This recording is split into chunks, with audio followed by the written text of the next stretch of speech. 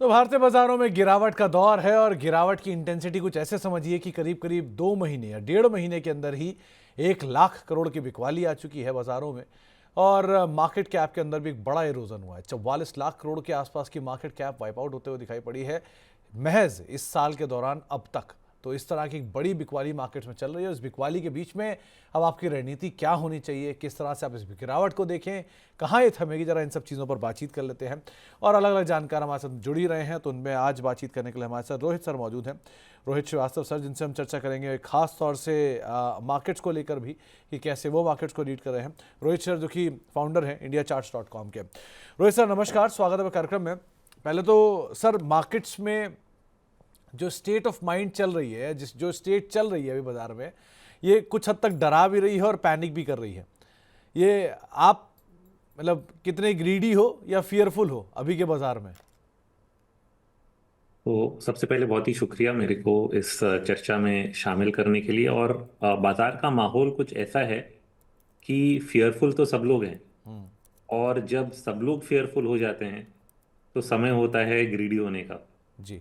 तो Contra trade जो हम लोग कहते हैं, या कॉन्ट्रेरियन जो एक स्टांस होता है बाजार में, जब सब लोग एक तरफ पहुंच जाते हैं और उस आपको उसकी दिशा जो है दूसरी तरफ ले जाने की कोशिश करनी पड़ती है। वैसा ही कुछ माहौल आज के बाजार में है कि सब लोग को मंदी दिख रही है, बट ये मंदी 4 महीने से ऊपर पुरानी हो चुकी है। और जब सबको दिखने लगता है तो उसका अंत जरूर होगा, बहुत ही जल्द होगा। और मेरे हिसाब से यहाँ से बाजार 1 या 2 दिन के अंदर ही घूम जाना चाहिए। और फिर उसके बाद जो मंदी का ये दौर है, ये काफी समय तक खत्म भी हो जाए। तो रोहित सर, जो मतलब इंडेक्स फ्रंट पर अगर देखेंगे हम, या लार्ज कैप मिड कैप पे, तो गिरावट on a face of it तो है, लेकिन उतनी नहीं है।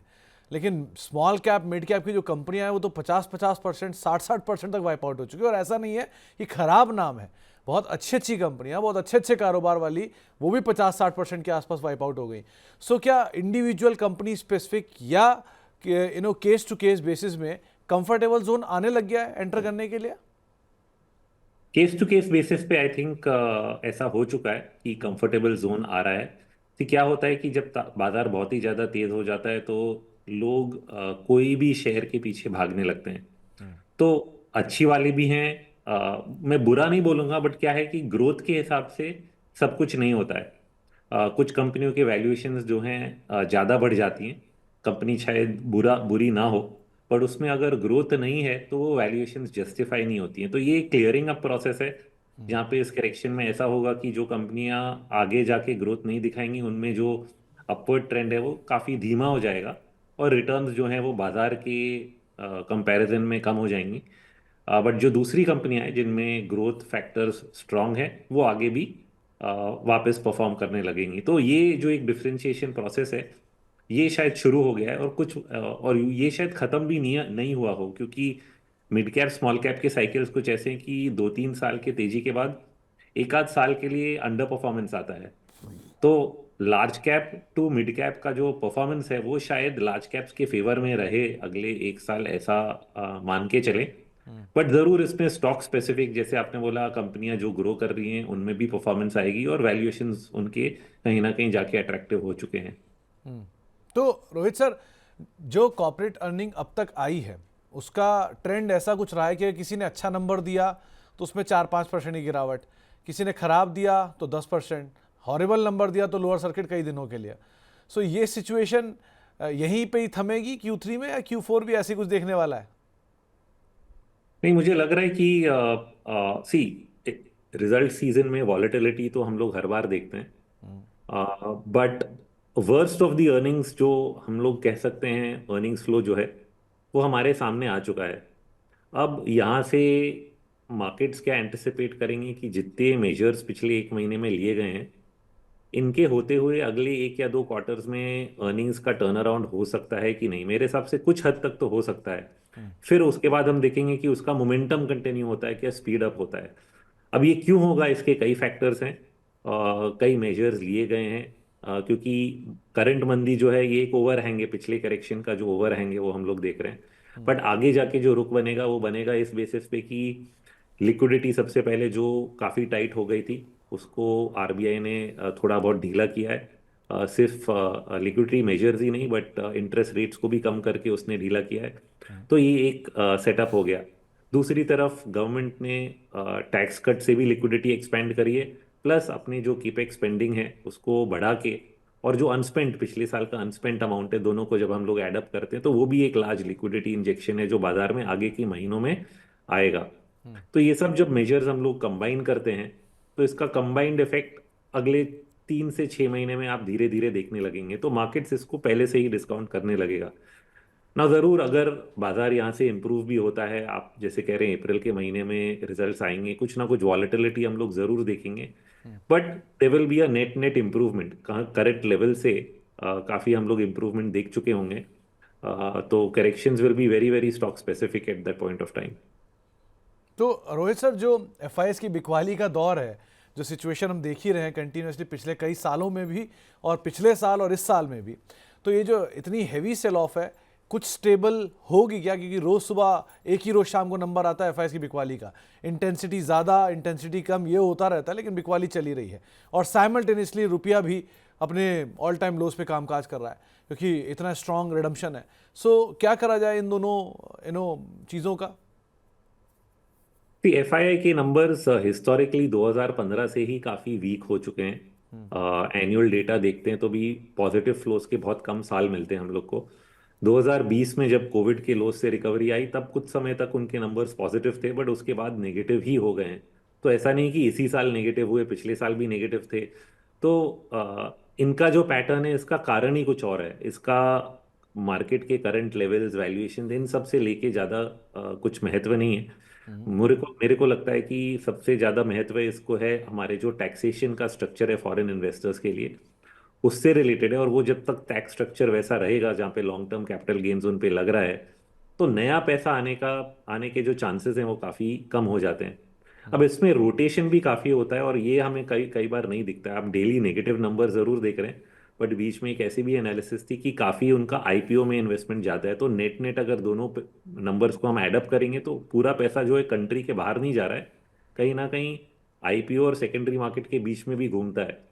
तो I think it will stabilise कि ये एफआई का जो सेलिंग है कहीं ना कहीं स्टेबल होगा। बट इसी फैक्टर को लेके मैं अगर बेरिश रहूंगा तो वो शायद काम ना करे, क्योंकि तेजी के भी माहौल में ये लोग बेच ही रहे थे।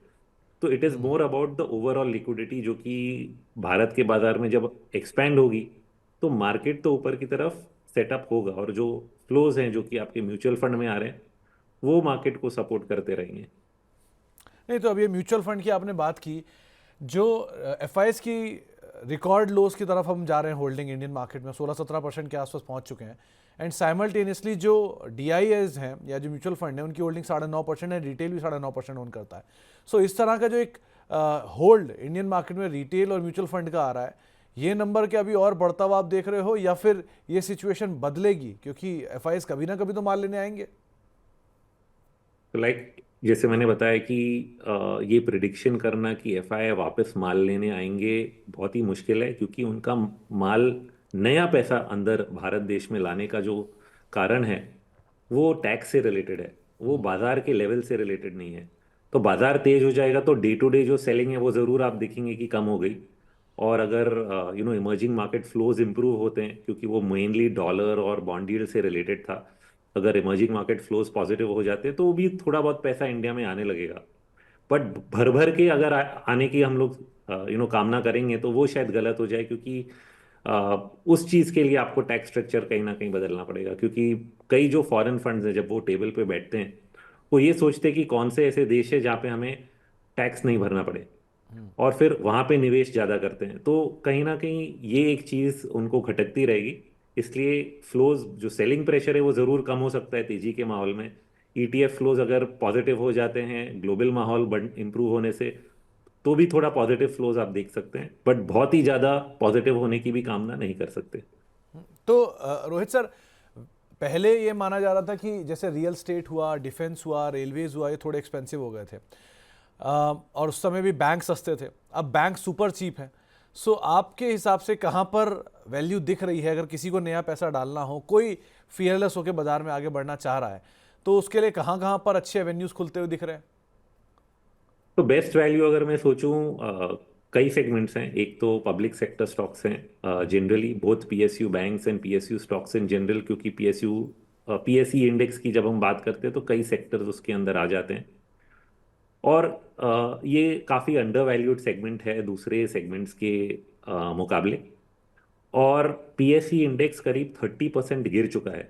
तो अगर हम लोग एक बहुत ही बेसिक टेक्निकल इंडिकेटर है आरएसआई, इसको कई लोग अब जानकार हैं इसके बारे में। इसकी अगर पीएसई इंडेक्स पे रीडिंग जुलाई में देखेंगे 94 मंथली पे, 92 वीकली चार्ट्स पे था। ये रीडिंग्स अभी मंथली पे 50 और वीकली पे 30 तक आ चुकी है। मतलब 94 से 30 इतना ज़्यादा उसमें करेक्शन आ चुका है। तो ये कहीं ना कहीं 30 के नीचे ओवरसोल्ड बन जाता है। तो ओवरसोल्ड लेवल्स पे हम लोग आ चुके हैं पब्लिक सेक्टर स्टॉक्स में, और और वैल्यूएशंस भी उनकी ज़्यादा नहीं है mid cap large cap, mid cap small cap के कंपैरिजन में। तो मुझे लगता है कि ये एक वैल्यू वैल्यू वैल्यू सेक्टर है जहाँ पे अगर लोग निवेश करते हैं तो रिस्क काफ़ी कम है। इनफैक्ट पॉजिटिव अपसाइड ज़्यादा होना चाहिए डाउनसाइड से भी इन लेवल्स पे। तो दैट्स अ सेक्टर इन विच लोगों को कंसिडर करना चाहिए इन्वेस्टमेंट के पॉइंट ऑफ व्यू से। एक चीज़ और रोहित सर, क्योंकि जो मार्केट में अभी का सिचुएशन सिनेरियो बन रहा है, बहुत लोग इस पैनिक स्टेट में भी आ चुके हैं कि उनको लग रहा है कि जो गेंस उन्होंने पाए थे वो गेंस अब नहीं बचे हैं। ऐसी बहुत सिचुएशन है, 2020 के बाद से लोगों ने मल्टीपल टाइम गेंस देखे और कई जानकार ये बात मान रहे हैं कि आपने पिछले 4-5 साल में बहुत पैसा बनाया, तो ये साल ऐसा है जहाँ पे आप पैसा प्रोटेक्ट करिए इंस्टेड ऑफ और एग्रेसिव होने के। सो ये आप भी फील कर रहे हो क्या कि ऐसी सिचुएशन अराइज हो गई अभी? कि आप अगर मुझे ये सवाल एक महीने पहले पूछते तो मैं शायद इसका जवाब कहता कि शायद ऐसा समय आ चुका है। बट अब आज के तारीख में करेक्शन इंडिविजुअल स्टॉक्स में इतना ज़्यादा हो चुका है कि ऐसा कहना कि बिल्कुल ही आप बाजार से दूर रहो शायद गलत हो जाए। और बहुत ही इंटरेस्टिंग सपोर्ट लेवल्स हैं 22,000 22,500 के बीच। You have the 20 month moving average. ये जो लेवल है ये इंपॉर्टेंट इसलिए है क्योंकि यही लेवल से सपोर्ट लेके बाजार 2022 और 23 के करेक्शंस में भी ऊपर की तरफ उछला था। तो अगर वही लेवल पे हम लोग ऑलमोस्ट वापस आ चुके हैं तो ये लेवल्स वापस बाजार को सपोर्ट दे सकते हैं। तो लॉन्ग टर्म इन्वेस्टर्स ने जो लॉस लेना था, सी आप अगर कहते हैं कि 2020 से जो इन्वेस्ट कर रहा है उन्होंने मल्टीपल टाइम्स गेन देखा, तो उनका तो पूरा नुकसान नहीं हुआ है, सिर्फ टॉप से उन्होंने कुछ जो गेन्स हैं उनको घटते हुए देखा है। जो नए निवेशक हैं 2023 के बाद उन्होंने शायद थोड़ा ज़्यादा नुकसान देखा होगा। अ, और वो भी इस पे डिपेंड करता है कि उन्होंने किस लेवल पे लिया। अगर मैंने 2022 में भी पीएसयू स्टॉक्स लिए तो आज का पीएसयू इंडेक्स उससे भी ऊपर है। तो ऐसा नहीं है कि टोटल लेवल पे आपका नुकसान है। तो सब एंट्री पॉइंट पे है, जितने देर से लोग बाजार में हैं उतना ज़्यादा उनका नुकसान या मुनाफा या गेन्स या लॉसेस हो सकते हैं। बट पॉइंट ये बनता है कि क्या हम लोग एक ऐसे पॉइंट पे आ चुके हैं जहाँ पे वापस निवेश करना चाहिए। हाँ। क्योंकि पुराना जो हो चुका वो तो हो चुका, उस पे हम लोग दिमाग लगाएंगे तो कभी आगे बढ़ नहीं पाएंगे। तो मेरे हिसाब से ऐसा समय आ चुका है, करेक्शन काफ़ी हो चुकी है, बाजार काफ़ी ओवरसोल्ड हो चुके हैं और नेगेटिविटी बहुत ज़्यादा है। तो इतना ज़्यादा जब नेगेटिविटी होती है और जो ग्लोबल रिस्क फैक्टर्स थे, अगर मैं भारत के भी फैक्टर्स हटा दूं, ग्लोबल रिस्क फैक्टर्स भी धीरे धीरे हटते हुए नजर आ रहे हैं। तो तो ओवरऑल सेटअप सिचुएशन ऐसा है कि there is no negative left.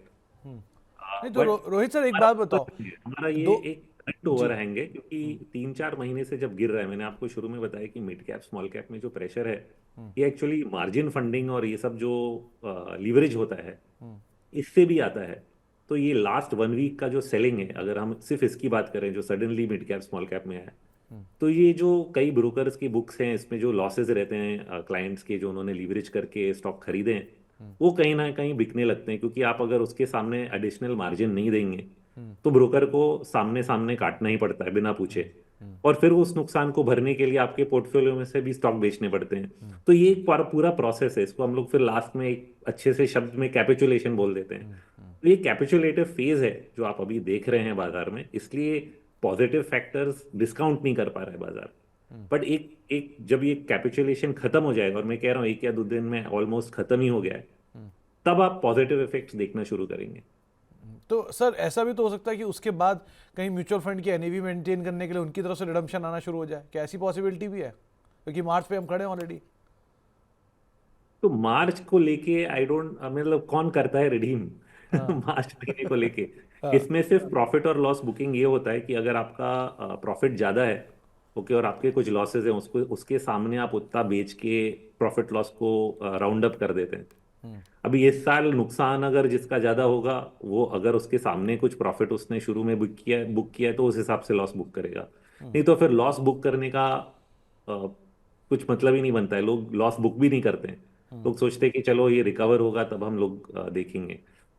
तो ये चांस अगर था तो ऑलरेडी आप देखते, अगर आउटफ्लोज होने थे तो हम्म, आउटफ्लोज आपको अभी तक दिखने लगते। अभी तक अगर नहीं दिख रहे हैं और लोग पेशेंटली खड़े हैं, पेशेंटली इन्वेस्ट करते जा रहे हैं, तो आई थिंक वो पेशेंस का आउटकम आप आगे जाके देखेंगे। तो और इस साल इनफैक्ट मैं ये भी बताऊंगा आपको कि मार्च की जो आप बात कर रहे हो, और कई बार हम लोग देखते हैं कि बाजार जो है वो मार्च तक गिरता है।